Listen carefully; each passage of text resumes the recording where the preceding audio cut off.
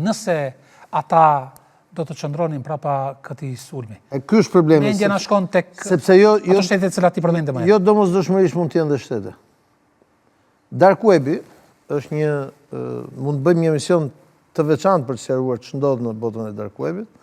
Ka ushtri të mirëfillta njerëzish me pagesë, pa pagesë nëpër botë, cilët mblidhen, prandaj quhet Dark Web, mblidhen natën. Ata nuk e njohin njëri tjetrin si fytyrë siç njohun ty, po ata njohin tjetrin me kode, dhe ata mund të jenë në anën tjetër të botës, mund të jenë në atë vend, mund të jenë Londër, mund të jenë Rusi, mund të jenë Kinë, mund të jenë Kore të Veriut, mund të jenë Iran.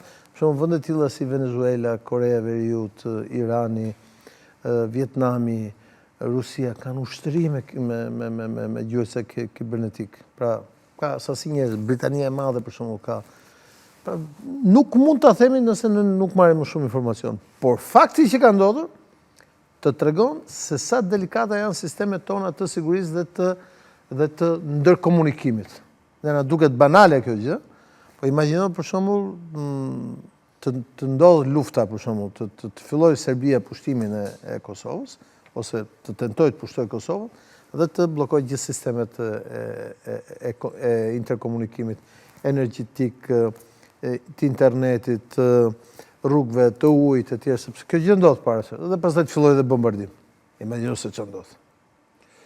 Prandaj sistemet kritike të komunikimit janë një nga gjërat kryesore të NATO-s.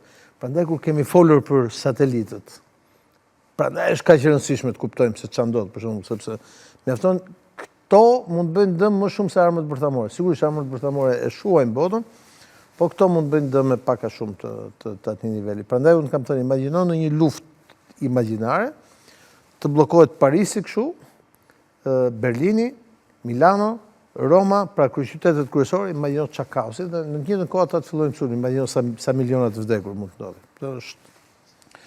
Mendon se ata të cilët qëndrojnë pas këtyre sulmeve, një prej qëllimeve të tyre ndoshta është që të tregojnë se sa e dobët është Evropa apo shtetet e NATO-s? Sigurisht, ndoshta simbolik.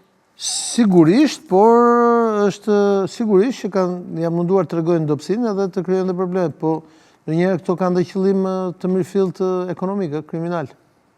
Bllokojmë ndërmarrjet e energjisë elektrike, ato janë ndërmarrjet e retailit, po dhe të ndërkomunikimit. Dikush përfiton nga dëmi në miliarda në bursë është i tmerrshëm, ata mund të përfitojnë shumë dhe pastaj që të zhbllokohesh duhet edhe ti paguash, dhe zakonisht këta paguajnë kripto, kupton? Me kriptovaluta dhe ti nuk i gjek dot kurrë ato para ku kanë vajtur. Nëse kthehemi prak në nivelin e sigurisë kontinentit të vjetër, çka tregon kjo?